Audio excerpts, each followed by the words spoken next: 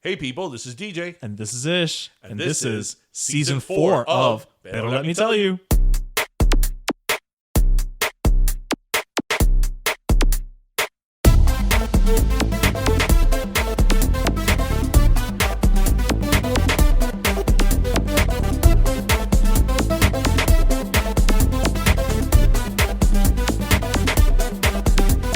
I've had a long week. I don't know what day it is, what month it is. I think it's Blur's Day. Blur's Day. Blur's Day, yeah. Oh, yeah, it's okay. definitely, well, actually, you know what? It's actually closer to Jueves. Okay, well, if you're listening to us, Feliz Viernes Santo, and welcome to episode 150 of Pero Let Me Tell You. Yes, you know we recognize all the religious Yes. holidays. And nothing says Good Friday like our good friend and co-host for this hour. Mr. Seth Burger Beast Gonzalez, because even during Lent, we have to have meat. Why are you gonna out me like that? Well, you know, Burger Beast. Like, we didn't have our friend, like, you know, fish fry guy on or something. I mean, does that guy exist? I mean, you don't know. Well, so for Good Friday, are you Impossible Burger Beast? You want me to get up and walk away from this? So, welcome everybody. This is our 150th episode. Yes. Remember 50 episodes back, we were supposed to have a big old party for our 100th episode? Yep. Didn't happen. Didn't happen, but Corona sure did. Corona sure did. Corona's still happening. But you know what? We couldn't let 150 go by without doing something special. And that's why we invited Seth to co-host with us. Because, you know, we say it all the time, and we're not blowing smoke up your ass. But, you know, he's like the fairy godmother of our show. You know, it's like he's ever since, you know, he came on our show, we just I'll feel call him like more the patron saint. I like fairy godmother better. I mean, I don't wear a tutu, but tutu. A tutu? You know, you're not going to go shop for like lots of tu latico? That's always when they tell the little kids, "Hey, tu cuckoo." I guess he's one of the better things that have happened to us. since we got Exactly. our That's what I'm podcast. saying. After 150 So- episodes, you know what? Our friendship with Seth has got to be definitely, if not the best thing, top 3. I would put it as the first, but I don't want to give him too much clout right now. Look, every It time, might go to his head. whenever someone talks to me, I tell them this: I don't have an abuela. You know, I love my grandmother very much. She passed away. I need people to tell me how great I am. I Okay. do. Well, then you know what? You're perfect. You're phenomenal. Gracias, abuelita. So everybody, welcome to our 150th 150th episode. episode. We're not sure what's going to happen in the next hour or so, but here we are. What I can tell you is that we have some delicious ass pizza from Magic City Pizza, thanks to Seth. So that's yeah. a great start. So I actually do want to talk about briefly, and I want to take Seth's opinion on this because, you know, if you know Seth Burger Beast, he's a bit opinionated. I've heard that once or twice. Yeah, a bit. Yeah, a little bit. So, because here at Pero Let Me Tell You, we are always, damn it, on the pulse of things happening. We really are. We really are. We never know it. Last week, in episode 149, we made a whole spiel about Hopiña Stadium. Yep. And we talked about like what would The be like Marlins would be a funny name for like the Marlins Stadium. Well, I don't know. Literally, I swear we did 3 not days have later. a connection with the Marlins. 3 days later, it's made official that Marlins Stadium is going to be renamed Lone Depot Stadium, and the L is not capitalized. No, it's not. It's Lone Depot Park. Lone Depot Park. So what do we think about this? Stupid. Thank you for coming to our TED Talk. This is where Yeah, I'm just gonna say whatever the first word that comes to mind. Stupid. So I guess you're not you're not big on the name, on the corporate name, Lone Depot Park. What about Mateba Park? That's what we were I know, I know, saying. I know. it just Didn't- seems. I'm trying to Didn't- jump on your bandwagon. Didn't you hear my whole spiel on if it was Hopiña Park? Yeah. Like the pineapple on the... That would have been badass. Except now, what are we going to get? Like mortgage applications? I just think it's absolutely ridiculous naming these parks after these businesses. I get it; it's just a money thing, but Yeah. at least there should be some consideration that it not be a stupid name. I love how Seth is like, no, you can pay whatever you want. Just don't be stupid I about it. still don't think it's as bad. It's bad. It's bad. But I still don't think it's as bad as where the White Sox play, which is Guaranteed Rate Stadium. That one's pretty bad. Well, I mean, but here, Lone Depot, it just sounds like a warehouse. Yeah. You know, it's one of the best. What is the best corporate name of a ballpark is in the Midwest. There's an insurance company called Great American, and where the Cincinnati Reds play, they bought the naming right, so it's called the Great American Ballpark. Well, that was just lazy. No, but that's a great, like, the corporate name, like, that's a great corporate name and scheme, like the Great American Ballpark, because But how many people really realize that it's because of that company? exactly. Right, So they're not getting their money's worth. It's Right, basically what that's Seth is what I'm saying. saying, yeah. It's like, I'm paying like $10 million, and people are like, "Ay, right. que nombre más lindo!" Right, Like, it's and when it was Sun Life Stadium here, did anybody really sign up for Sun Life insurance? well, I got the tote bag. Right. I mean, if they were going to go, like, if the football stadium was going to go with insurance, it should have been called Leon Medical Field. Leon Medical Field, stadium or park. Or CSE whatever. Ramsey Park. No, Leon. We have to keep it with Leon. What about the school? What's that school that's everywhere in Little Havana? Lincoln Martin. Yes. Oye, esa fue la escuela que fue Ilian. That's right. Yeah, the desk. I remember they had the desk cordoned off so you could go look at it. Yeah. They did? Yeah. Yeah. It's like a relic. Is it still roped off? I'm sure it probably is. We should go. Yeah. And then it's funny because, like, I take a picture of you sitting there. Well, So yeah, many- my fat ass on so that little many chair. times that Ilian would come out, like, on staged candid video. Right. He would be wearing the Lincoln Marti t-shirt. So what you're saying is that Maris Lacy's was the proto Kim Kardashian? They had a thing going. I hear you. You know, it's funny you brought up you sitting down. I remember at the Gay Aid Festival. I broke a chair. You broke a chair that day? You don't remember? I broke the chair were at in the room gate with us. in, the, I in was. that trailer. I don't remember. I was too busy And then he eating. broke it and then he slid it back under like if there's nothing wrong with it. Well, I mean, nobody was gonna know until right now, but all right, we'll talk about it. It was one of those like it was like a peluquera chair, like it was like it's A peluquera chair? I think that's the official name. Were Actually, we listening to Pimpinela? yes, and Pandora. But it had like the little pump thing, right? Okay. And in one of those, like I put my feet. You deflated it? No, I broke the pump. Oh my gosh. That's when you guys were all stuffed from eating everything. Oh my god. You were eating like full portions, I think. You know, that is one of the happiest days of my life, and also just one of the days where I thought I was maybe gonna die because I was so full. That day was, well, it was great for that sense, but that wasn't the biggest challenge. That wasn't the day with the biggest challenge. The hardest day was when we went to Umbrella. Oh. Because when we went to Umbrella, the Umbrella was going to open. So a few years back when Umbrella Food Hall went, they had invited us. I think they invited us in part because of you. Yeah. They had invited us, and Umbrella's a food hall with different like restaurants and all that. So this is like they were like showing their menu. Right. So what we did not know was that they were going to give full portions of everything on the menu. So it was like We just have to interrupt for a second to say that one of our favorite people in the whole wide world, which is Marcela, which is Seth's wife, just brought us flangs. flang. I mean, the Gothic pussy. Well, yes, that is her Instagram handle. Yes. and she brought us flang. And she And brought us so flan. this, so I mean, this what's- flan is won at the 2018 Croqueta Palooza Best Flan at Flantastic. Which is Part of it's from Magic City. Oh, Pizza. okay, Magic City okay. Pizza. Yeah. He's like, It's actually made by Pepe, who owns Magic City Pizza, by his grandmother. because why would his name not be Pepe? wait, so is this his grandmother's recipe or his grandmother? No, his makes it? grandmother actually makes the flans. Oh hell. Oh my god. Wow. I don't say that a lot about flan. A lot of flan is mediocre. I just enjoy it, but it's mediocre. I feel like that should be a shirt. A lot of flan is mediocre. And just like your disapproving face, Don't come here with your mediocre flan. looking Yeah, at some closed Donsk cookie tin.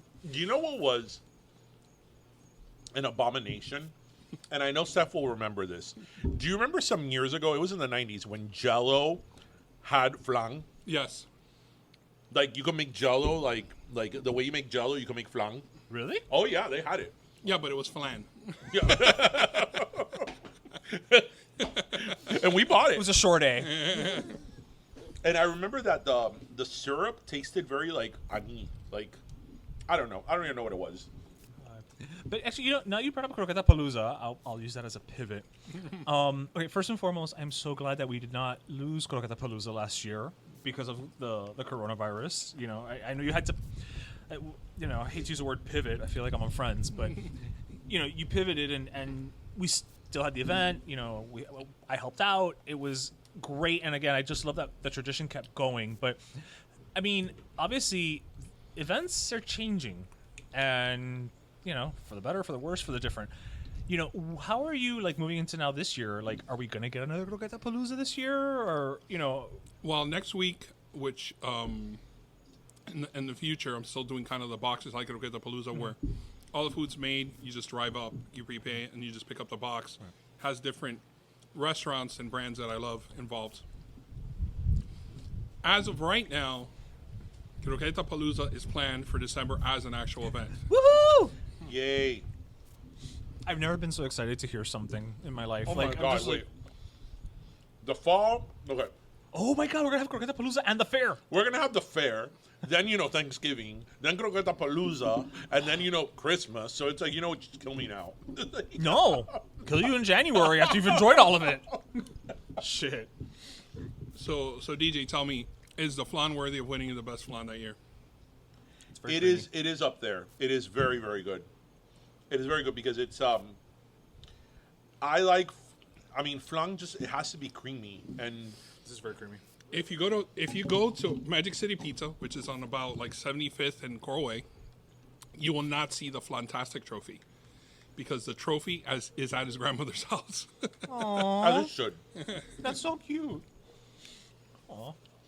as it should. It's interesting because what I love about like the whole flan making is how, you know, the ingredients to flan are very basic, right? Everybody that does flan does the same, more or less the same, the same staple ingredients. Yet they taste so different, like depending who makes them. It's like, I think it's quite incredible, you know?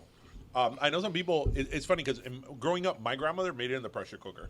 And Really? hacía baño o María. That's how my mother makes it. Yeah, she would do it in the pressure cooker. So when Mima would take out the pressure La olla de cooker, presión. la olla de presión, I'm like, either we're getting frijoles or we're getting flan. Those are two very different things. Two very different things. So we didn't mention where we're recording, by the way. That's true. We're in Westchester. We're Live.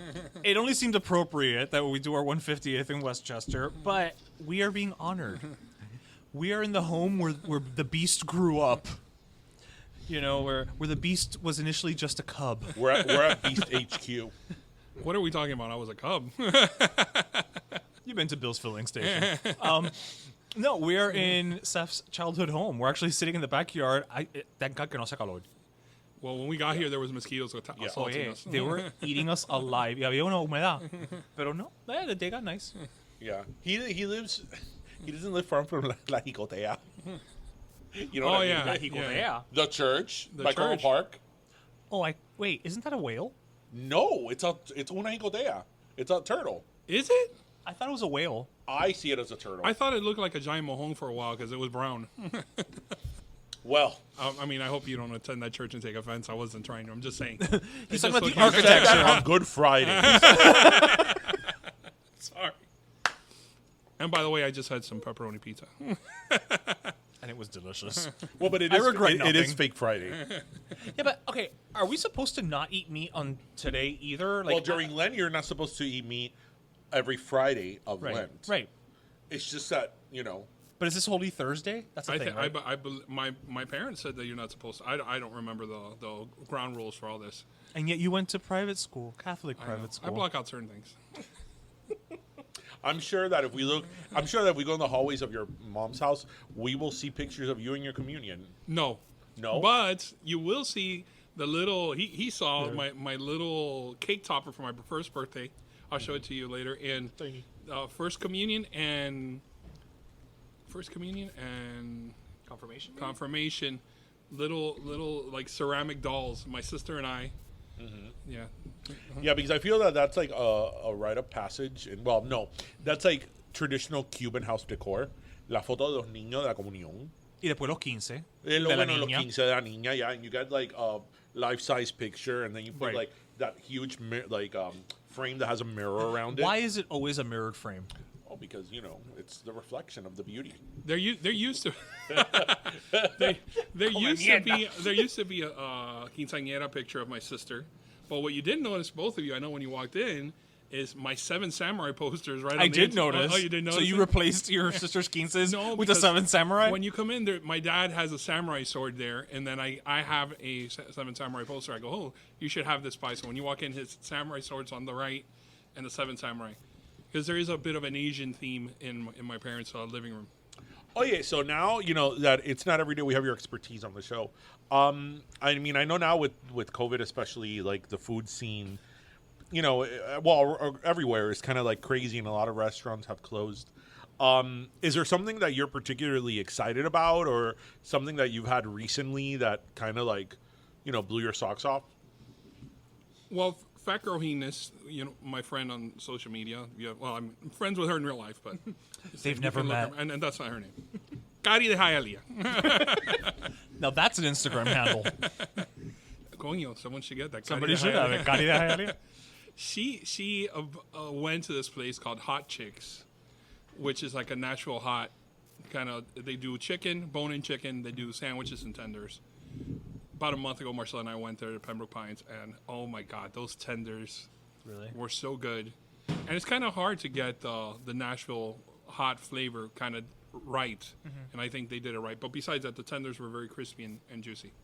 We enjoyed it. We enjoyed it from our car because we still, Marcella and I have only probably eaten in restaurants a handful of times in the last year when we kind of felt there's nobody here, or we could sit outside in a sufficient space. At like 2 o'clock on a Tuesday. Generally, yes. Well, that's normally when I would go out to restaurants. And I think a lot of people, when you see the pictures and stuff, and they're like, they made that special for you. I'm like, no, I actually just don't go during busy periods anywhere. I'm like, if I want to go to a restaurant for the first time, I either go right when they open, or I wait like between 2 and 3 when I know there's that kind of lull. And those are the 2 times. I never go for dinner. Hardly ever will you see me out for dinner unless it's my family dragging me to go eat somewhere. And my family wants to go to chain restaurants. So it drives me nuts. Don't lie. You love going to Chevy's.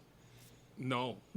But, I make fun of Marcella because she used to go to Chevy's a lot. It's real Mexican food. Why are you like so hating Chevys? Listen. That's exactly what I tell Marcella. I make fun of her for it. Listen, it's good for a happy hour. That's all I'm going to say about that. Yeah. I go to mi rinconcito mexicano for, and, our love, Amari mix in beautiful Westchester. That place is so good. But even here, we had some. There's a food truck on Bird Road and 90 something. No la ochenta y pico. Of tacos. I don't know if you know which one it is. No. Yeah, oh my God, it was amazing. There's Parking still lot food of a trucks out there? muffler. I'm just kidding. Wait, it was in the parking lot of Midas. Of Next to Midas, yeah. Yeah, it was actually really good. So, is there something else, or is there something that Have you been to the chicken pollo truck? The chicken pollo. It's on Bird right after the strip mall where Martha Miami is. He parks at night. He does fried chicken, very good. Like right after Bird Bowl? No, right after literally after where Martha Miami is. where Almost like right across from Mojo Donuts. Where the Sega breaks? It could be there. Or Caribe Breaks, whatever it's called. No, I know it was called Sega Breaks for the longest time because I would always be like, Sega.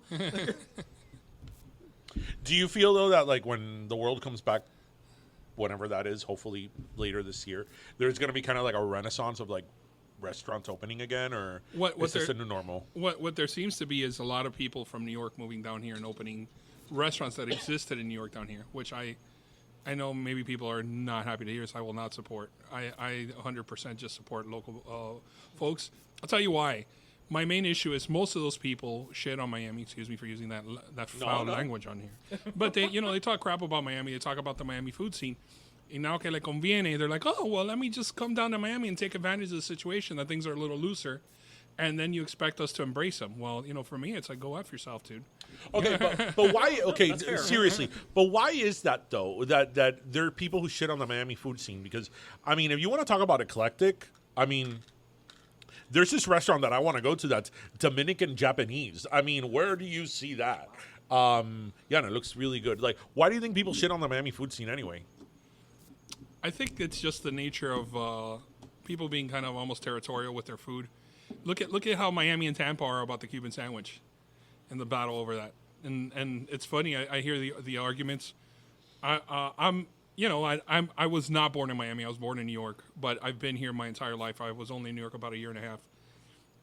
I consider myself a Miami guy through and through, but when people get into this argument, I mean, I can't envision a world where adding salami to a sandwich doesn't make it taste better. Does it mean, and Tampa really has more of a claim to being the originator of the Cuban sandwich. But to say that sandwich was never created in Cuba is, I think, ridiculous to even think something like that. Now, were they the ones to probably do that version in the United States for the first time? It's possible. It could have been the Keys, more than likely, because a lot of Cubans came in down there initially. But isn't the story that the Cuban sandwich was created, if you will, in Ybor City, and then they took it to Cuba, and then it became what we know now? It became in Cuba. They started eating it, so that's why like my father grew up on Cuban sandwiches. But it was first introduced here, and it made its way to Cuba. Became authentically Cuban, and then the people who have done the deep dive is the Columbia restaurant in Tampa, because they're the oldest Cuban restaurant in Miami, and I know that the founder, the family, the Gonzamar family has invested tons of money to investigate the history. They believe, and they've actually tried replicating the ingredients as best as they could to the original sandwich. I can't speak to that because I'm not an expert on that, and I don't like to talk about things I'm an expert on. I'm just talking right now just to what I think tastes better. I don't get into a territorial argument over stuff. If something's better, it just is better. But I don't go around talking, saying, well, Miami's better than your city. That's almost like grunt sports talk, right? Like my team is better than your team. I don't get into. I will tell you what I do like about their Cuban sandwich, because I've been to the Colombia. You're gonna have a bunch of people turn on you now. No, what I do like is the bread. Send your emails to Pero Let Me Podcast. La Segunda. The bread is pretty phenomenal. So La Segunda bread can they ship it, so you can actually have the bread par cooked and make it here. There's a place in North Carolina where my parents have the cabin that has the bread shipped from La Segunda. You know who uses La Segunda unless they stop was Palomilla Grill. That's right.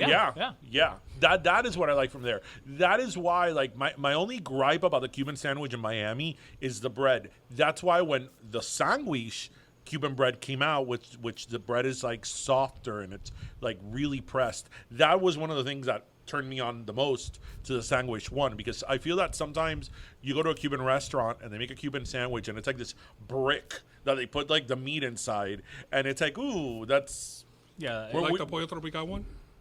Hey, what does the commercial say? No, the commercial Pollo Tropical. He's like, for the Cuban sandwich. Yes, he's like, que sandwich or something like that. They're trying to have a play on Scarface, but it just falls flat. Yeah, I find that sandwich, while it tastes good, is like a cold cut Cuban sandwich. I mean, it's not cold, it's not warm, and the cheese is melted. Warm?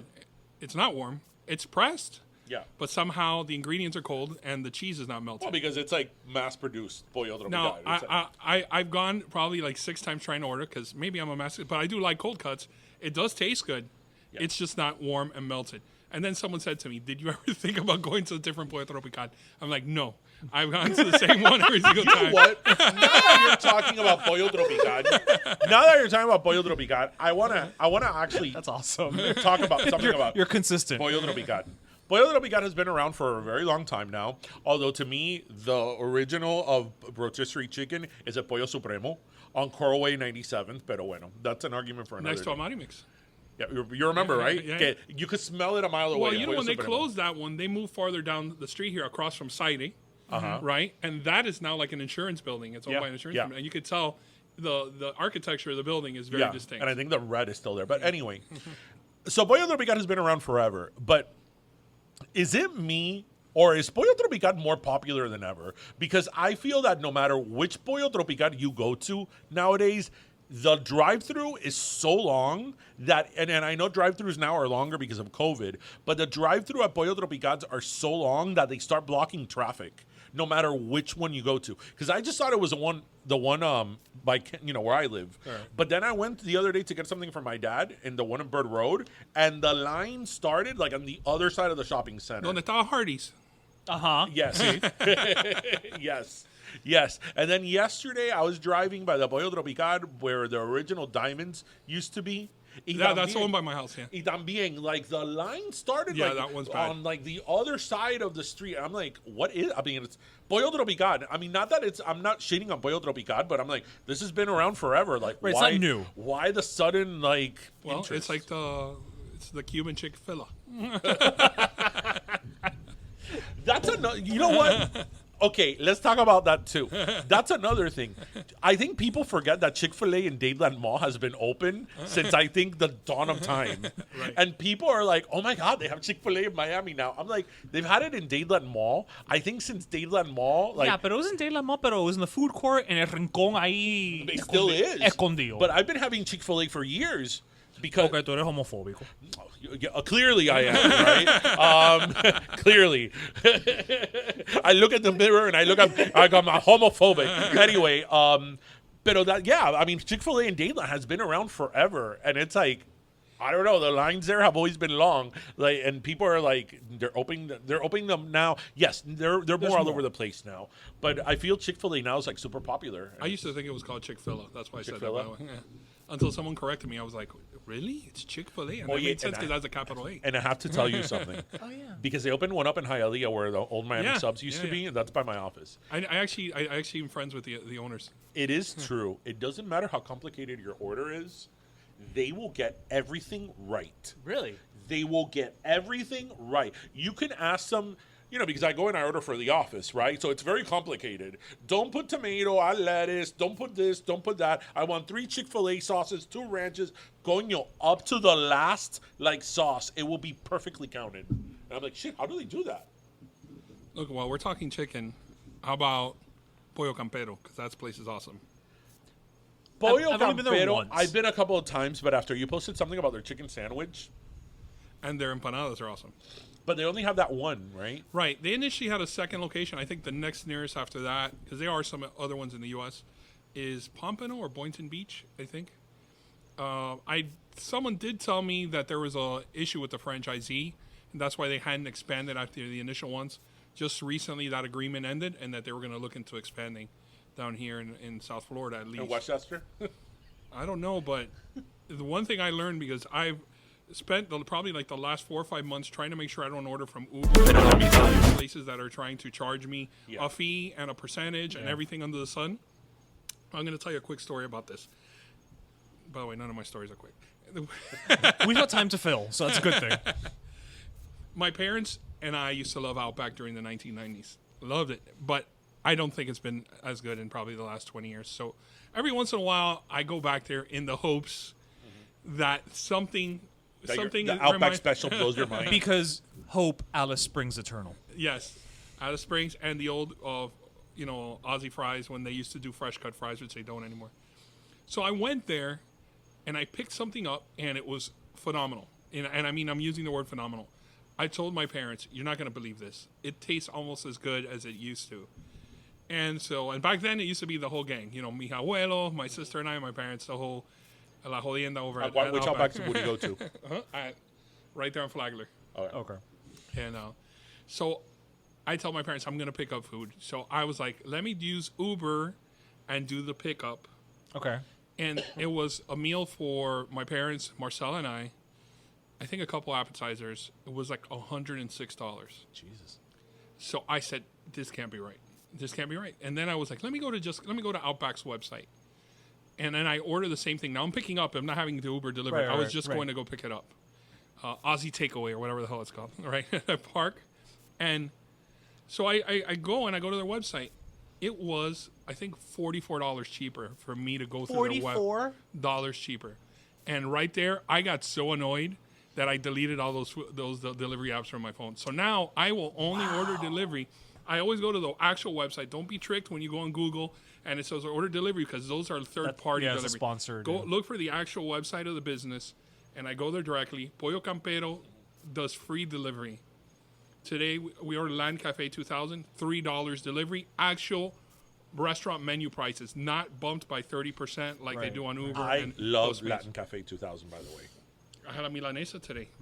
And they have, I don't know if you know this, because I didn't know this, pero me clavaron $1 for this. You can, each croqueta is $1. or you can buy 4 croquetas for $5 because it includes a Dijon blueberry dipping sauce. By the way, I don't know if this much, and no one can see, but mira, Teeny tiny. I think a cortadito cup of, not even cortadito too much. They have the Latin Cafe 2000 sandwich, which is actually pretty good. Yeah. There's one in Hialeah. I go to it a lot. Yeah, the June one is the one. So I do Luis Calino Latin American 57 8th. I order from there. That's my go-to to get Cuban, authentic, old school. They have their own bakery, so they make the bread there, so you always know the sandwich is fresh. I'm glad you said that because I think that a lot of people don't realize the whole thing with Uber Eats and Postmates and all that. I guess we're not getting a sponsorship from them anytime soon. That restaurants have to up their price to make a profit out of it because of the fees that these apps charge the restaurant. Is it like a 30%?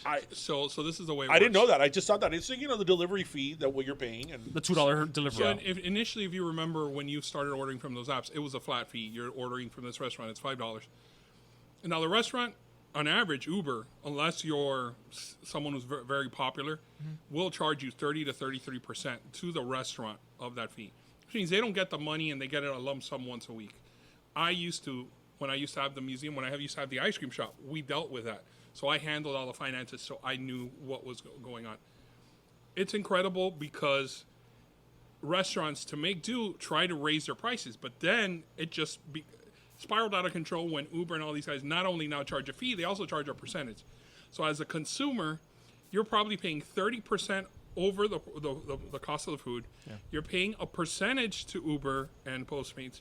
You're paying a delivery fee, and then if you tip the person, now you know how it skyrockets, and you're essentially getting close to paying 40 to 50% more than the actual food cost. That is why I've used Uber Eats or Postmates or whatever. I've used it once in my life for the reason that you said. Because I ordered from Boca's, and I ordered what I always get, el lomo salteado, and I ordered something else, and it was like $40, and I'm like, when I eat this at the restaurant, it's like 20. Like, how did we double? And because of the reasons you said, and I was like, today was the first and the last. I'll drive myself to go and get the food. But it's funny because I feel like, again, when I never got delivery. When I was living in New York, I would use Seamless and Grubhub, and I'm sure they have, if not the same business model, maybe similar, but I feel like it was never such a big deal. But I don't know if it's just that because New York is such a delivery city to begin with. You know what I mean? Like, there's just so much turnover and so much in and out that a 30% maybe isn't felt as much. I don't think that Grubhub does 30% though. If you go to Grubhub's website, you'll see the amount of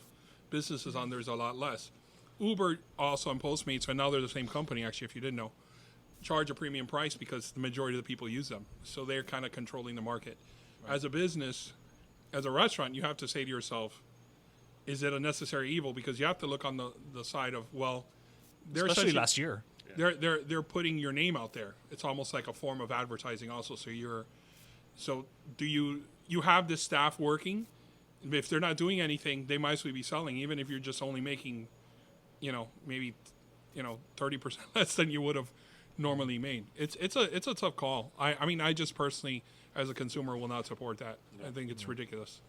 Well, shifting for a second though, because you, sir, have you're working with a local, because you support local. You're local. You're working with local bakery, Pinecrest Bakery, to create what has to be one of the most delicious damn sandwiches I've ever had in my life. You guys are partnering, right, on the 5-incher? Well, you always remember your first 5-inch. It's a chicken. It was a 5. That was 5 inches. It felt like more. Really? It felt like more? So many things to say. Can I quote that it felt like more than 5 inches? It felt like more. It usually does. But it's, oh boy! So well, we sneak it up on you, so. And then before you know it, it's all inside you. You've eaten it all. Food, people. We're talking about food. It's a sandwich, you gutter minds. So you're working with Pinecrest Bakery. You've got the chicken sandwich and the frita, which each one uses one of your beast sauces. Right. The chicken sandwich is the honey mustard curry, and then the frita is your the guava sriracha ketchup. How did this How did this happen? How did this deliciousness come about is the question. Well, I'm not going to say I'm well-versed in Cuban bakeries, but I'm well-versed in Cuban bakery. Actually, I've been I'm such sometimes to the point and I'm referring to my blog. I've been working for I'd probably say 6 to 7 years on a post called "The Guide to Miami's Cuban Bakeries." I have done A guide in what sense? a guide as in this is a pastel de guayaba. This is what it is. These are the best places to get a pastel de guayaba. This is a pastel de guayaba y queso. These are the best ones in town. So it's taken me forever, as you can imagine, because there is a ton of bakeries. And it seems like they also turn over owners. And so I've never felt comfortable putting out there, even though it's mostly completed. But Pinecrest, I've known Joel, who's one of the co-owners of Pinecrest Bakery, since he used to own a place called Pasta Mania in Little Havana.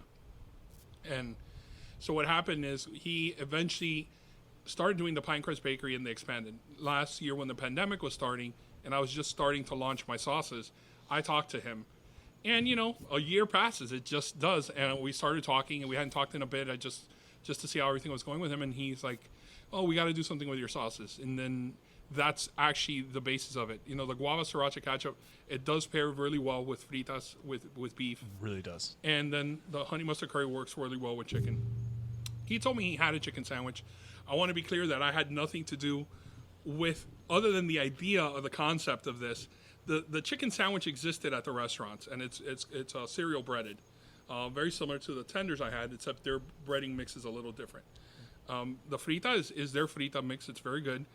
The one suggestion I said, other than using my sauces, I said, back in the 50s, when Whataburger was around, they became popular because their burger was so much larger than everyone else's because they had a 5-inch bun. Everyone was using a 4-inch bun, and they had a custom 5-inch bun. A place, when they were in northern Florida, which Whataburger is still in northern Florida, the guys who had eventually found Burger King tried it, and that's where the idea to do the Whopper came from. Oh. It was from the actual giant burger, and they called it the Whopper, from the 5-inch bun. So I said, no one does 5-inch buns anymore, and I said, let's call it the 5-inchers, like the 2 5-inch sandwiches. Kind of like what he said, the line I said, which is, do you remember your last 5-inch or your first 5-inch or whatever? And they thought it was funny, which is kind of odd because they're a Cuban bakery, so I don't know that's like the right marketing campaign. But that's going to be perfect because if you get it, you get it, and if you don't, I feel like it's just going to fly over their head. And so they did a bunch of custom buns. You saw their beautiful brioche. You got to tour the commissary. You saw where everything's made. I'm gonna go ahead and just say that I no longer fear, dying and going to heaven because heaven will smell like their kitchen. Yeah. It is all just baked goods, fragrant and delicious. Yeah. If you follow, so my friends the Flept. I was taking a webinar that morning. My friends the Flept, and I'll spell it out for you: THEFLEPT on YouTube. I'm sorry. Have a video of the walkthrough and the event. You can actually see us eating the sandwiches, yes. And you can actually see the Pinecrest Bakery commissary down in Gould's. Mm-hmm. And so you guys were the first folks to try it outside of us. We have been testing it for a few weeks. Okay. And you can actually see just how massive the sandwich is, because it is. Good. I know DJ got to I will tell you though, because I am a good co-host. The 5 inches do look overwhelming when you first see it, but then when I ate it, I'm like, it looked big, but I'm like, but you can do it. Yeah, you can do it. It's doable. I'm like, this is doable. Especially I feel like if you cut it into quarters. Oh it's a lot less intimidating. Yeah, you just deep throated it. I took it. Now whatever I say is, I was gonna say I took it in one piece.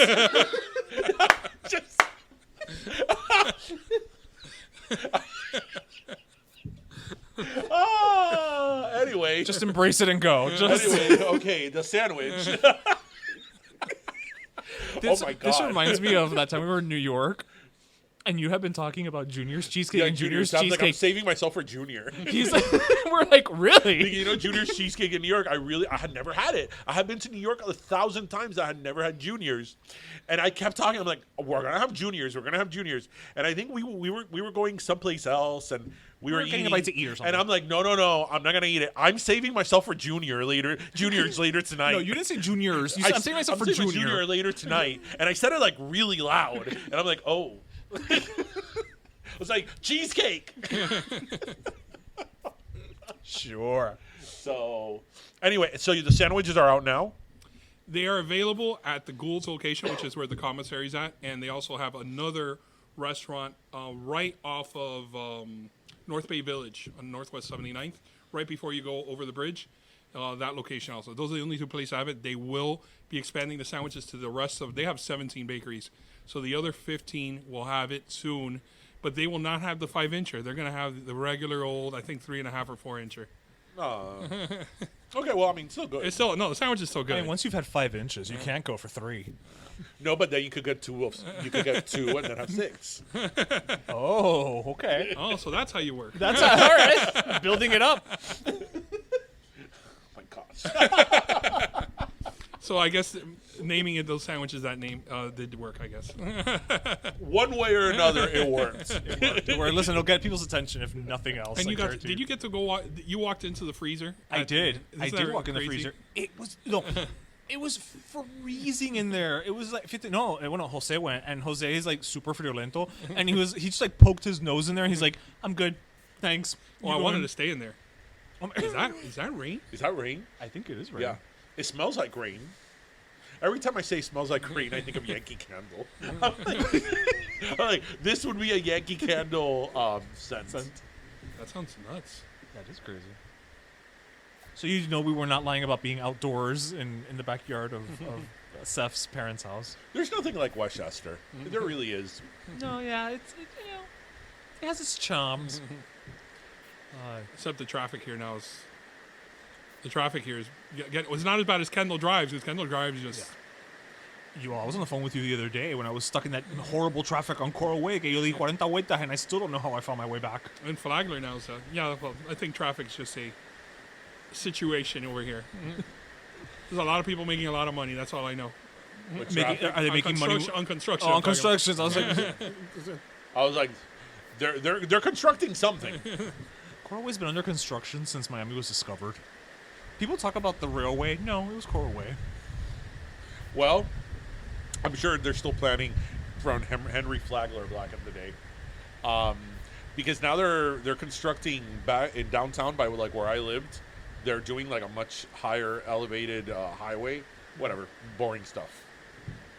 But I feel like you started a story and you did not finish. Never mind, because it's not conducive to our 150th episode It's like celebration. You started talking about something and then you were just like, yeah, never mind.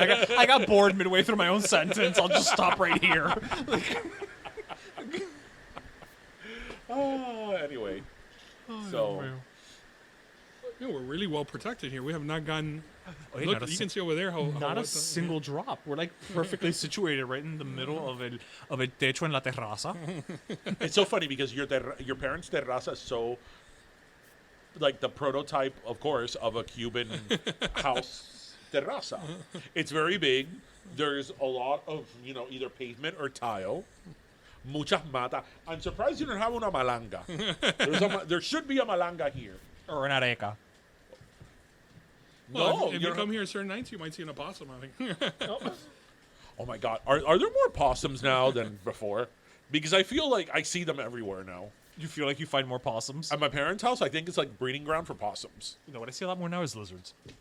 Well, there is a Those Jurassic Park I don't want to ones. use the word pandemic, but there are there is a pandemic, if you will, or is that properly said? a lizard of outbreak? iguanas. Yeah, you didn't know that? No. Yeah, in fact, I think it was last year or the year before, like the Florida Wildlife Agriculture Association, blah, blah, blah, said that you can actually kill them Aw. because they're invasive. This terraza, by the way, this is where we do Noche Buena every year. We didn't do it for 2020, but the table runs the length, the whole width. Yeah. Yeah, from there to there. When you said the whole thing? Yeah. And then you have music going on in the background. Yeah. And Salsa wait, music. And then we have food. By the way, the drinks are here, and then the food is like this, like an L. Yeah. I'm assuming the cajachina's behind us. And that's near No, the, we don't. Believe it or not, we don't do a cajachina. What we did do once upon a time before this actually was all cemented and tiled, is we did the old school when my dad's cousins from Cuba got here. They did it underground. Estilo hawaiano. That's how they did it in my house for years. I remember my uncle has always been the one who does the pork.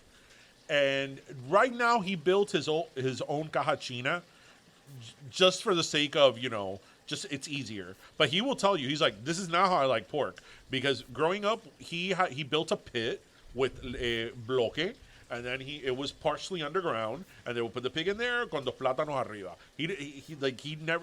No offense to the people of the cajachina, they never liked it how it came out with the cajachina. A lot of people don't like that cajachina. I don't know. I've always done it. I have told you the story many times. Since I have recollection of life, it's been in a quote-unquote cajachina. Not the cajachina, Right. but in a cajachina at my grandfather's We had house. like a whole discussion about this because he said that his grandfather in Cuba used to do like a hachina. And then I'm like, I remember when La Cajachina came out. It was like in the early 90s that everybody started buying La Cajachina. And we actually started looking into it. And the prototype for La Cajachina, the one we know of now, was like in 1985.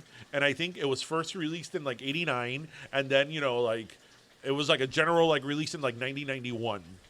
Of like the cajachina we know now, the one you can buy at CVS. I was about to say, yeah, I remember you guys discussing about it being available in CVS. Yes, but then CVS y más or just CVS?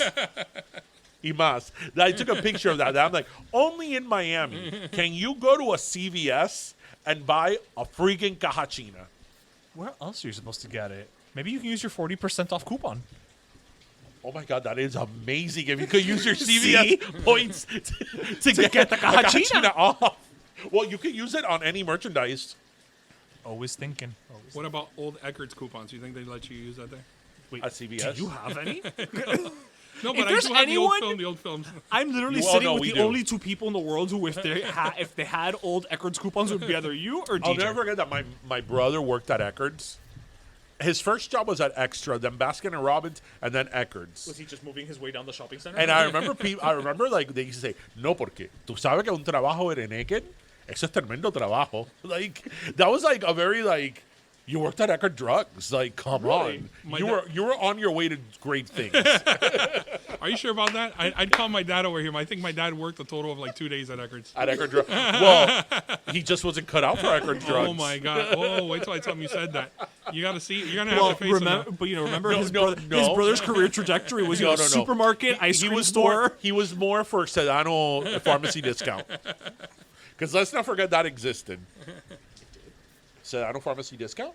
You didn't know Sedano had a pharmacy? I totally forgot. All Sedanos had a pharmacy. The one on next to 90. it. I remember the one on 97. 97, yeah. It was Sedano's pharmacy discount y Decide, the club. Yeah, and then it became Navarro. After. And then it became Navarro. And like the one, you didn't know that Sedano had a Decide? pharmacy? Isn't Decide the one that used to be a movie theater? In Corway 97? Yeah, I think that space used to be a movie theater. I saw Invasion USA there. That was Maybe. actually But filmed I at remember it Dayline as... Mall. I remember it as... Yeah. As Invasion Decide. USA was filmed at Dayline Mall. Part of it was. Growing up, the movie theater we used to go to was Regency 3 on Bird Road. Bird Road and 112 in Concord. oh, Westbird. Yeah. Then it was called Westbird. No. That was Concord. No, Concord. Oh no, 112. The one. Yeah. Yeah. The one where Lilas was. Yes. Yeah. Where The Lilas that no one remembers. There Yes, was a Lilas no one there. remembers. You know what? This is like Westchester. If you're not from Westchester, this is irrelevant to you. Concord, back in the day, I remember everything on there. The Cinco y Diez, the Five and Dime. Then it was the Tamiami Gun Range. Then it was Carol Music. Right. Then it was the movie theater. Then it was Hit or Miss. Then it was Diamondette Party Supply. And then it was Extra. What about Lilas? Well, I told you that. I remember the Lilas, I think, is where the Extra was. No, Lilas was next to the theater. It was next to the theater? I'm pretty sure. Because when you told me about Lilas, I'm like, it was one of those things I'm like, I looked up the address, and it's actually where the Home Depot is. The address would fall in that. well, in that because range. they knocked it down to build a Home Depot. Right. I was like, I remember it, but I don't remember it. Like, I'm thinking Malangas. Like, Well, currently, by the way, no one even asked this. There's a place called Munchies in that strip mall. yes, that there has is. awesome croquetas, by the way. And they have a ventanita. If you're feeling unsafe, you can go there. And they have a Pinecrest there, too. Do they? Oh, They yeah, have a do, bakery. do, They have a do. Pinecrest bakery there. And then on that side, That means you can get 2 great croquetas there. yeah. Then on that side of Concord eventually the chicken was sandwich. Food Union Supermarket.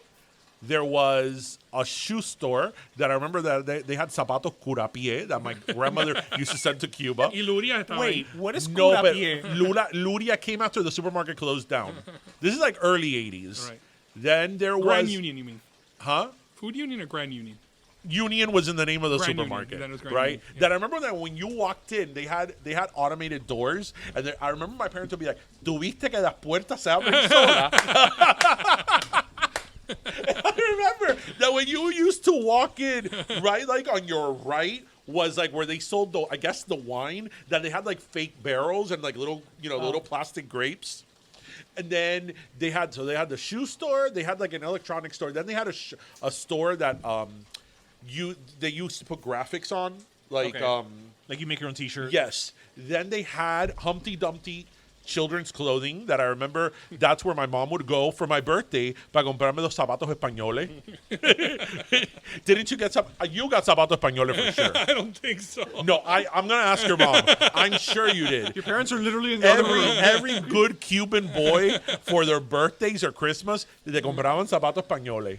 I'm actually surprised they're not out here listening to this. You're usually And then And what are zapatos curapie? zapatos curapie were like zapatos curapie. cure foot? This is a very educational episode. were like a type of shoe that had like a certain type of sole that that was more comfortable. And my grandmother was always sending zapatos curapie to Cuba. But that's a horrible name because a foot is not something you have to cure. Ay, mira, chico, sana fitin sana. I mean, come on.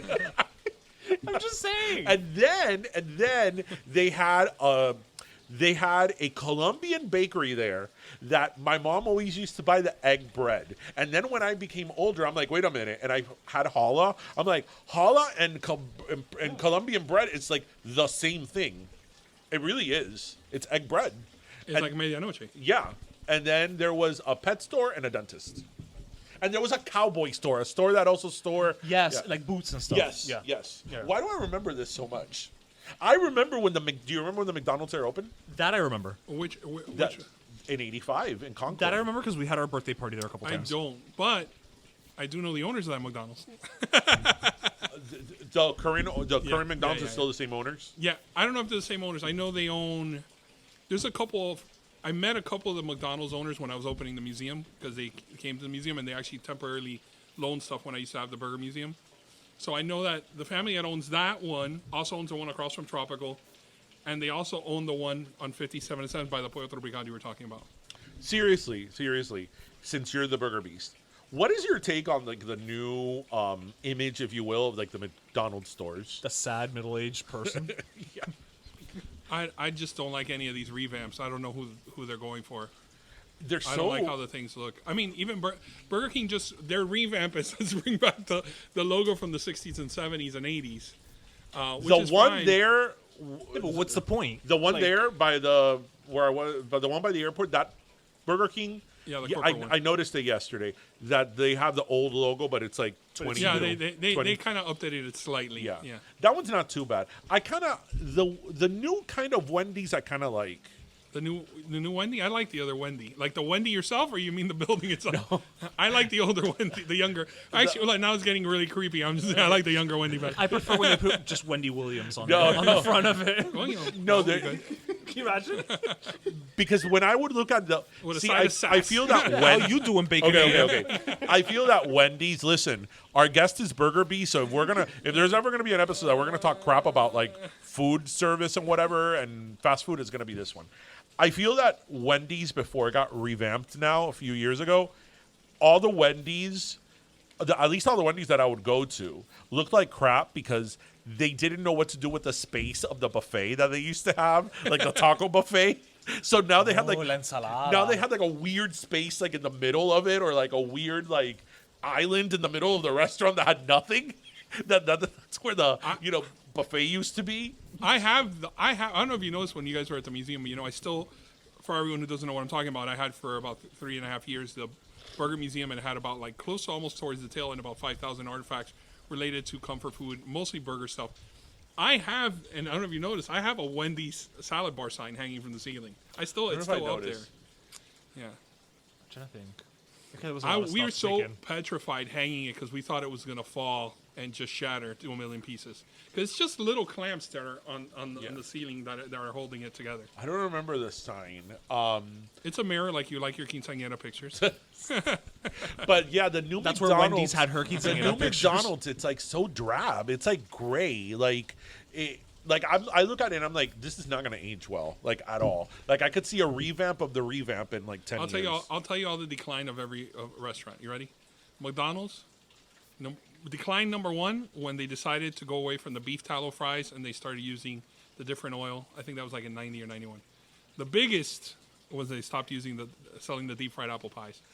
Now the deep fried apple pies, even though they made a comeback a few years ago, there's only Olive Hawaii still has them, and one place in Downey, California, because they have a franchise agreement from the original McDonald's brothers, so it can't be broken, so they can essentially have whatever they want on the menu at that location in Downey, California. Is there a reason why they did that? Was it for bottom line sense or health reasons? Or the fried pies? Yeah. They just revamped they revamped the pies. There was a thing that McDonald's was healthy. I don't even know why I'm laughing. In the early 90s, that everyone was going towards the health kick. Yeah. So they wanted to change what they were frying, everything. They wanted to go from a fried pie to a baked pie. The reality is the actual fried pie technically was better for you than the baked pie, ironically enough. The fried pie, I still think, is phenomenal if you can track What it I down. remember about the fried pie the most was eating it and like burning my mouth off. Like, That's true. Like there was steam coming out. That little contraption that they would pull it out. Yes. I missed that thing. Yes, and I remember that the case was all apples. Yeah, and then it had the little flaps that was like. Yes. Yeah, I can't see kids having their birthdays at the new McDonald's. Okay, so that was the decline of McDonald's. How That about was Burger it. King? I think Burger King. Take your pick. I love Burger King. I love saying this story because my mother denied it until she finally admitted to me. When I was a kid and we had just moved here from New York, we didn't have a lot of money, so we would go and we went through the Burger King drive-through right here on 87 in Gorway, and my mother would not let me order a cheeseburger. She told me I had to order a hamburger, and then this is before microwaves were a thing. We didn't have microwaves at that point. She would make me put a cold slice of American cheese. That's the worst. My mother goes, I never, but she hates for me to say a story, which of course is why I'm saying it. I never, and then she finally admitted she did. So one day, she was starving, and I was driving. She goes, can you get me a Whopper? And I go, what do you want? She goes, cheese. I go, no. You're not getting cheese. I didn't know. We did get it. But I just told her, oh, no, you're not getting cheese. You have cheese at home. You know what surprises me? That the Whopper doesn't come with cheese. It's kind of weird. It's like, who has a Whopper without cheese? Upcharge. Communist. You got to upcharge. Nickel and dime you. Clearly. And But Wendy's? Whopper, I mean, like, thing with Burger King, like, look, think about, maybe it's nostalgia, and I think it's probably the problem is that we were kids, so your palate was different. I remember the oval chicken sandwich being like, That is was there like, a better? I love the oval chicken sandwich. That is my favorite, like a fast food. That is my favorite item. And I think that if you've had that chicken sandwich in the last few years, and I have tried, I feel it's almost like an oil sponge. It seems like it tastes like oil, and that could be just from who's frying it. You know, they're dropping it defrosted in there, so it's Yeah. just absorbing all the oil. I wish I would have a perfectly executed one. And I think a lot of people mistake when I say these quote unquote complaints. It's because of my love for them that I wish that they were better again. Wendy's, when Dave Thomas passed away, they switched the patty and named it after him, the Dave's Special or something Yeah. like that. They changed the beef. Not the actual the actual where they were getting beef. I'm not positive on that. But the actual patty itself became thicker. The old Wendy's beef was crumbly. Like you would eat it. It was remember. totally different. It's actually, if you get the double stack is really similar to the original Wendy's. And you know what? I have one of my prized possessions at the museum is I have one of the old Wendy's tables with a newspaper print. I think I remember that. Yeah. I do remember yeah. that. Yeah. Yeah, but yeah, all those places I think about, and Darren, we always talk about it because you have that picture of the Miami subs when they were going to make it into the. Starbucks, but it showed that it was the old Canton. Wow. Yes. The Starbucks on 87? That's true. I forgot it was a canton. Yeah. And then when they closed in that location, they moved across the street. Right. Next to Dunkin' Donuts that never has donuts. Yes. He didn't say he didn't say something that wasn't true. Now I know why they're just Dunkin'. Just hope you get something. Although the other day we Bad went thing to for the you. Dunkin' Donuts drive-through and Dunkin'. Sorry, Dunkin'. I didn't want to, misspeak. And they actually have like I think it's called like a sack of bacon or something like that. It's like candied bacon. It comes in like a little bit. Yeah, they do. They do. A sack of bacon? Do you know that my father And this is no hate on Dunkin' Donuts. So my brother takes to my parents' house on Sundays, usually a dozen of another very popular local donut place here. Which I love I love this place and I love those donuts. But my dad is always like, no, a mí esas donuts no me gustan. Los mejores donuts que hay son los de Dunkin' Donuts. And I'm like, Dad, please. I mean, Dunkin' Donuts is what you take to the office on Friday. When you're going to buy 4 dozen donuts and you don't want to spend, Right, you don't spend $3. Right. Right. That's their lemon donut is actually pretty good too. But it's no, that's the gold standard for my dad is Dunkin' Donuts. Esos son los donuts, not even Krispy Kreme. What about Mr. Donut? Bueno, Mr. Donut, it's been a while. I posted about, I think near the when the pandemic was starting on Instagram, and I mentioned, you can follow me on @BurgerBeast. And I mentioned, someone asked me about where should they get donuts. I don't know if you see when I do that Q&A thing on my stories. And I said, I love the Mr. Donut on 87 and Core Way. And I got bombarded. I cannot find that place. Where is it? And I actually had to do another post saying, I was kidding. That Mr. Donut closed in 1985. It had been a while. If you find it, there's a problem. Wasn't there another Winchell's Donuts? Winchell's, yeah. Winchell's. They're still on the West Coast, I think, of Florida. There was one on Flagler and that Blue Shopping Center that I remember they were pretty good. You know who has good donuts, other than obvious, Mojo Donuts, owned by my friend Jimmy, is... They are good. Not just because it's your friend, but they are good. Is 7-Eleven. Did you know? Hello. I get the donuts from 7-Eleven all the time. The Are one they on 7-Eleven donuts, or are they brought from somewhere else? No, it comes from some commissary. Someone makes it for them. Yeah. But it's not like Dunkin' at 7-Eleven. No. It's a And it's 7-Eleven. funny because now with COVID, they're all individually wrapped. There used to be a 7-Eleven at the end of my block for 5 years, and it got to the point where I would show up there when the truck would arrive, and I'd be waiting for them to put the donuts out so I could grab one. Can I get apple fritter, my favorite, and regular glazed? That's I have no shame in saying that in last November when I was working the elections that I had to get up every day at freaking 5 in, I would go to 7-Eleven to have pan de bono. And the pan de bono from 7-Eleven is freaking... any pan de bono is amazing. Yeah, really. Even the worst pan de bono is good. But I'm pero this is pan de bono from 7-Eleven. It's so freaking good. And I remember, it's funny because I remember that I would only have one. By the end of the election, I was having 3. Kudos to you that you only had one. Have you had that pan de bono? I don't remember. And I know there's a couple places in Miami who do it. The pan de bono with guayaba. Yes. It is really good. Okay. But it explodes. Okay. It farts. Okay. It farts guava. So it does. So I struggle with it. I'm going to tell you why. I've had the pan de bono with guayaba several times, and it is good, and the guayaba does explode, and it is like McDonald's fried pie hot. And it's really good, but then I'm like, oh, but it's not the original. It's... So you don't eat fritas with cheese? No. I'm not a big frita person. I'm sorry. He just got us kicked out of his house. Sorry. I love you. I'm sorry. Ven pa' acá. We're never going to be allowed back here ever again. But it's when I have it, I feel that I'm cheating on pan de bono, the original. It's this wasn't meant. This is a Miami thing. So. Yeah, that's true. You know what I had yesterday? Speaking of which, you were saying things I had. It just popped into my head. Breadman started doing 2 quesadillas. He did a ropa vieja quesadilla and a croqueta quesadilla. Oh. Oye, let me tell you guys, that's some serious business. We may have to wrap up. We can't wait so we can go for life to get back to normal, so we could go out with you and eat again. You know what though? The times we've been out eating with you, I do feel it's we're with royalty. It's we're with him. Look at there that. It is. There's the croqueta quesadilla. Oh, that looks amazing. There's nothing there I would not like. Because I feel that when he goes out to dinner somewhere in the kitchen, the Be Our Guest scene is going on.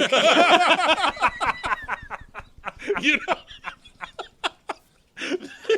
Try the gray stuff. It's delicious. No, believe me, ask the dishes. I believe that that's going on. 'Cause it's Candelabras like- always get it's excited like, when Seth Seth has comes come to a in. restaurant. So we're with him. It's like, okay, we're good.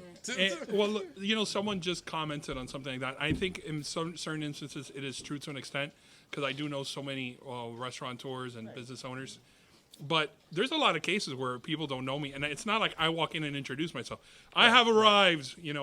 I went to El Brazo Fuerte a few days ago on a Saturday, and What do they sell there? That's a bakery. It's by my house. El Brazo Fuerte? Yeah. They sell Brazo Gitano? I'm sure, but My arch nemesis?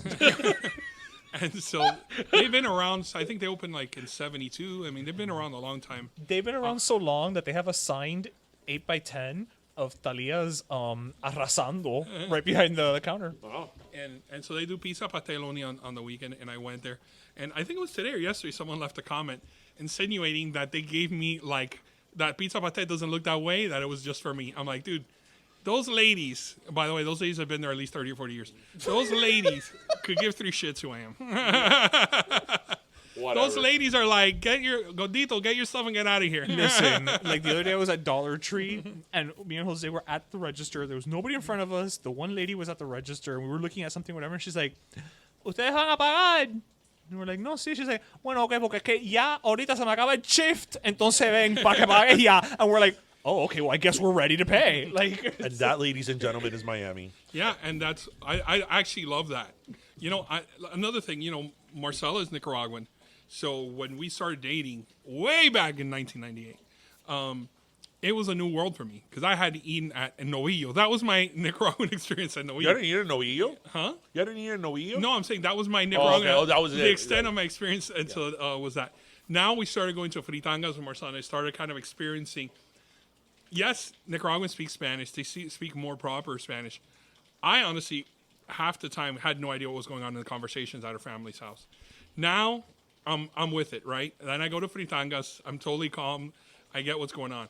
But most people, you take them and they're intimidated because it's not like you go to a Cuban bakery, not a Cuban bakery, but I should say that, ay, papi, ¿qué tú quieres? They're like that. Mm-hmm. They're talking to you like if they're your tia, right? Mm-hmm. Like the fritangas are pretty much, they have like a face like they want to kill you with laser beams, right? Mm-hmm. They're looking at you with a face, ¿sí? ¿Y qué quiere? Like almost robotic. Make it quick. And right, it's kind of like they're like a machine, and it's not that they're being rude. That's just the way it is. That's just the way it is. I think that their salsa jalapeña is like the gift of the gods. Like, I put that shit on everything when I go on to And Marcela likes her stuff bien cocinado. I like a little crispy on the outside, and she purposely wanted me to put this picture. This story's so great because she's the one who told me to put this particular picture, and it was very, very crispy. And oh my God, they turned on her so quick on social media saying, "Who would eat this? This isn't a real." And I remember Marcella getting offended. Like, I remember particular times, like people I'm friends with told me something, and I posted on social media and turned. My friend Ed, like probably the last time I got to Outback before the previous story, he wanted us to go to the Outback, and we went. They had just opened the Town and Country Outback when they moved it from when it was standalone. Yeah. So they moved it into that strip. We went there. I have never, by the way, experienced this as any restaurant. They sat us in an area where we were the only clean table, and there was 13 or 14 tables around us just with all the dirty plates and everything still sitting there. Oh. We were the only ones. We order, and they bring Marcella's Alice Springs chicken on a plate. Alice Springs chicken, it seemed like half the regular size, and the rest of the plate, vacío. They didn't even put the baked potato, and then they just sprinkled the little like diced is it parsley or whatever, yeah, the chives or the chives right over, and they sprinkled it on the rest of the side of the plate. And we have laughed for so long. So I posted something along those. If your friend suggests you go to Outback, don't say, and someone wrote back, "That's no friend of yours." And my friend had got so pissed, and he took such offense. And it's funny because a lot of the stuff that people comment can be funny on social media, and some of them. People are crude, but I guess it depends on what side you are. Like, for me, I found that funny. That's social media. I mean, a lot of times people take things way harsher than it could ever be intended. Actually, I'm glad you brought that up because that's something that I've always wondered. Do you think that do you think a problem with chain restaurants is consistency and plating rather than like the legit item, because I find that sometimes you go to places and just you could tell the person plating it is like whatever. It's like a spatula of this, and here you go. It looks like Morrison's. Morrison's cafeteria. Because I find that that's a problem a lot of times. Like, it's very inconsistent. The only place I can think of that's consistent is maybe the Cheesecake Factory or whatever. But like the other ones are like, it's so inconsistent. It's operators. It's like the Outbacks have operators, right? I think they're referred to as owners, but they're kind of like person operating. So if the person is on their game, right, you're always going to get consistent food. That's why from time to time the operators turn over and you're like, how did this restaurant go from being awesome to being horrible? Right? Because someone has to be there with their eyes on what's going on. Yeah. Cheesecake Factory, I guess, has a better machine, and I think people want to work there because they pay well, from what I hear. So, Yeah. I've known some people that were chefs at Cheesecake and then left. The guy who founded Killer Melts, not the current owner, but the guy who founded and came up with all the recipes for Killer Melts, he was a chef at Cheesecake Factory. He originally had a food truck called Killer Pasta. And I remember when he was at one of the events I curated, I was like, I remember telling myself, I'm like, what? Why is this guy serving like, number one, I'm not going to walk around and carry a Alfredo, Yeah, exactly. Fettuccine Alfredo with chicken. And con el calor que hay in Miami eating a pasta and a thing. Yeah. But it was so phenomenal. I said, it's so weird. And when he told me I worked for Cheesecake Factory, I go, it makes sense because I like the Cheesecake Factory pasta dishes. And I think also, to your point, what you're saying is like, I look for chain restaurants that are scratch kitchen, right? Which they make like Cheddar's that just opened in West Kendall. Cheesecake Factory is. What is it called? Texas Roadhouse? I think so. Yeah. Yes. Yeah, which I'm not too fond of. My parents seem to really love it. It's been their replacement for Outback. Okay. And that's where they've always tried luring me to go. And I go on their birthdays because they want to go to Longhorn and I don't have anything per se against it. I'd rather go to Land House. I'd rather go to Fish House or any house. No, it's not any house. Those two happen. Those Waffle happen to both House. jump into my head at the same time. Or just any place, or Palomilla, or any of the places that I frequent. Or when I go to Fort Lauderdale, I like going to Gilbert's. It's family owned, and the family's so cool, and the burgers there are good. Well, that's all he needs. I will leave you with this because we got to wrap up. I mentioned the Brazo Gitano saga. I have like this aversion of Brazo Gitano. No, you have a trauma. Of Brazo Gitano. It's because almost PTSD. my mom used to threaten me when I was a kid, and she would tell me, your birthday's coming up, and if you don't behave well, you're not getting a cake for your birthday. You're getting un Brazo Gitano. And one year, I was fucking like going nuts, and she got me a Brazo Gitano for my birthday, not a cake, and I was so pissed that I'm not kidding. Like, I look at Brazo Gitanos. We have pictures of this? Yeah, I'm sure I have the picture of Brazo Gitano. Actually, no, I do. I look at those things and I'm like, oh, why would anybody get like that syrupy, spongy thing with caramel in the middle? Like, oh. Well, you gotta hate on the gypsies. So that's like my aversion. I'm like, oh, un Brazo Gitano. Like, take it away. Give me a cappuccino instead. Oh, que rico. I do love a cappuccino. Hi.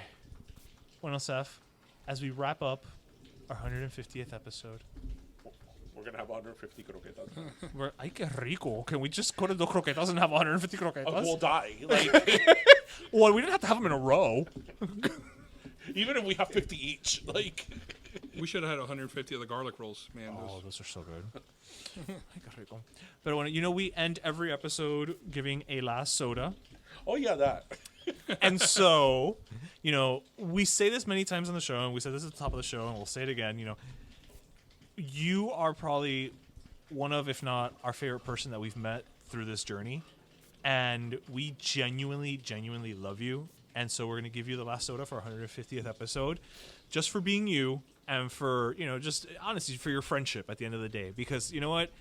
At our age, it's not that we meet people we like all that often. Let's be honest. He really is the nicest asshole you'll ever meet. Right, exactly. I want to be clear. They're giving me the last Coke while we drank Pepsi.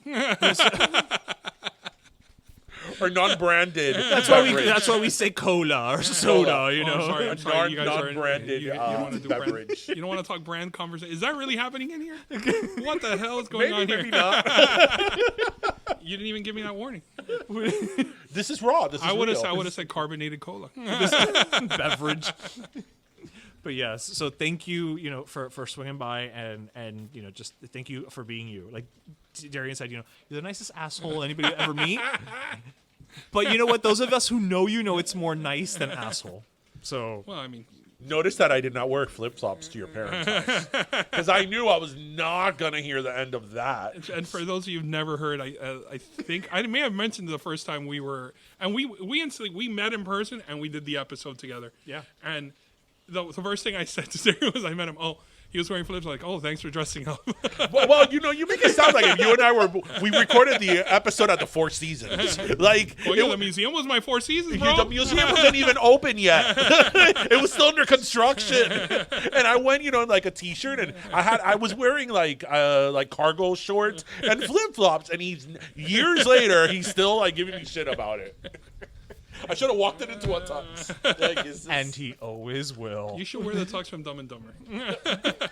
On that note, we hope everybody, that was episode 150, people. 50 more episodes to 200. And hopefully, if there's not a pandemic, then we'll have a big party. But we hope you grabbed your, what do we grab? Our pastelito, croqueta, and cafecito. And we hope you listen. No, I said it backwards. We hope you listen, laughed, and learned. And remember to get your pastelito, croqueta, and cafecito. And thank you so much for joining us, everybody. Have a great weekend. Cuídense, mi gente. Bye. Pero Let Me Tell You is co-hosted by Darian Borges and Ismaeliano, produced by Ismaeliano, and our theme, Pero Let Me Tell You Freestyle, is composed by Michael Angelo Lomlaplex, the official gay guy. And don't forget to subscribe and leave us a review on iTunes.